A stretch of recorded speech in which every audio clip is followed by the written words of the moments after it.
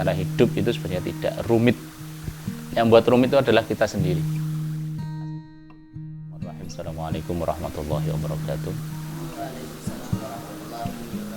Alhamdulillah wa syukurillah wassalatu wassalamu ala rasulillah la hawla wa la quwata illa billah. Allahumma salli ala sayyidina Muhammad wa ala alihi wa ashabihi ajma'in, amma ba'du. Terima kasih Mas Hasan telah membawakan satu hadis singkat yang sangat bermakna, cukup jelas dan sangat bermanfaat untuk kehidupan kita terkait dengan baik orang itu ada apa tadi, min husni islamil mar'i tarkuhu ma la ya'ni. Jadi dia bisa meninggalkan sesuatu yang tidak bermanfaat baginya.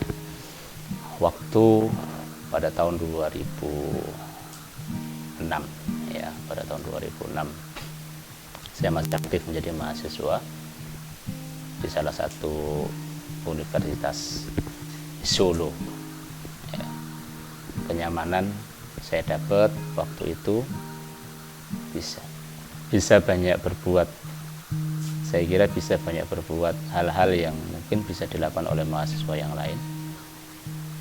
Karena karakter mahasiswa itu biasanya pengen apa, biasanya bebas ya. Kalau dari pondok itu kan pengen bebas, pengen mengekspresikan, atau mungkin kalau tidak bisa menahan diri bisa terjebak kepada satu kesalahan fatal, kebebasan yang salah.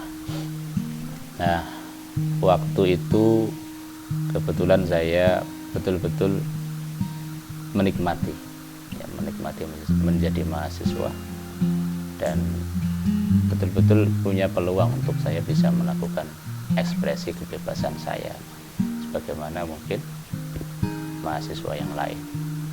Tapi saat itu juga saya berpikir ada sesuatu hal yang kurang ya, ada sesuatu hal yang kurang karena memang dari dulu sampai saya harus meninggalkan tempat kelahiran saya. Sejak saya SD memang sudah berkecimpung di dunia permasjidan, jadi memang sudah menjadi tabiat saya. Senang sekali saya ngajar, kemudian waktu harus meninggalkan kampung juga saya tetap mengajar. Tetap waktu itu 2006 saya juga masih bisa sempat nyambi jualan, jadi ngajar juga, kuliah tapi juga jualan. Tapi satu sisi saya ingin ada nilai manfaat yang lebih. Kira-kira apa gitu ya, apa yang harus saya lakukan.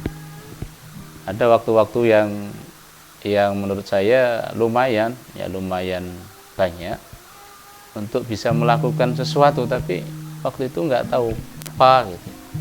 Tiba-tiba saja ada yang memberikan ide membuat kegiatan sosial. Kemudian muncullah ide itu berjalan, muncul ide selanjutnya adalah membuat semacam penampungan ya, atau kita bahasanya ingin menolong lah yang tidak mampu, yang yatim, yang piatu. Maka dengan teman-teman terbentuklah namanya Pondok Pesantren Ad-Duha pada tahun 2006. Dan alhamdulillah menjadi satu perjalanan yang sangat luar biasa. Saya baru memahami konteks hadis ini, min husni islamil mar'i tarkuhu ma la ya'ni. Karena kesempatan kita berbuat tidak baik itu ada, maka kemudian kita harus mengisi supaya perbuatan kita itu tetap baik. Atau kesempatan kita santai-santai itu ada, tapi kita punya kesempatan untuk bisa hidup ini lebih bermanfaat untuk orang lain. Maka konteks yang disampaikan oleh Mas Hasan sebenarnya adalah sekarang ini, ukuran kita hidup sekarang ini apa manfaatnya. Apakah kita hanya membuang-buang waktu, kesia-siaan saja dengan tidur? Bisa punya peluang toh kita tidur sepanjang hari, punya peluang. Kita makan yang enak-enak, kita punya peluang. Kita mau happy-happy, kita punya peluang. Tapi apa manfaatnya? Nah, ukuran inilah yang kemudian dipakai kalau kita mau menjadi orang yang baik, maka sesungguhnya waktu itu harus kita atur dengan sebaik-baiknya. Bukan untuk diri kita, tapi untuk kemaslahatan yang lebih banyak. Ya, bila perlu lebih luas, bila perlu lagi luas dan lebih besar. Sehingga tidak ada yang sia-sia. Tidak ada kita membuang-buang waktu dengan percuma dengan hal-hal yang tidak manfaat. Ukuran yang kedua adalah kita bisa menilai diri kita dari aktivitas kita harian. Apakah kita masih terjebak pada hal-hal yang kurang produktif? Ya, apakah kita masih terjebak dengan hal-hal yang kurang mendukung amal soleh kita? Apakah kita masih berleha-leha? Ya.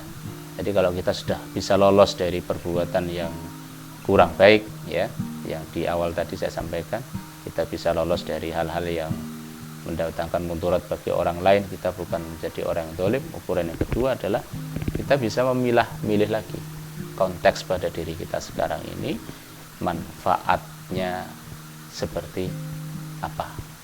Jadi ukurannya yang kedua pada titik tekan itu. Maka tidak boleh kita berleha-leha sebenarnya. Ngajar, ya sudah ngajar tepat waktu.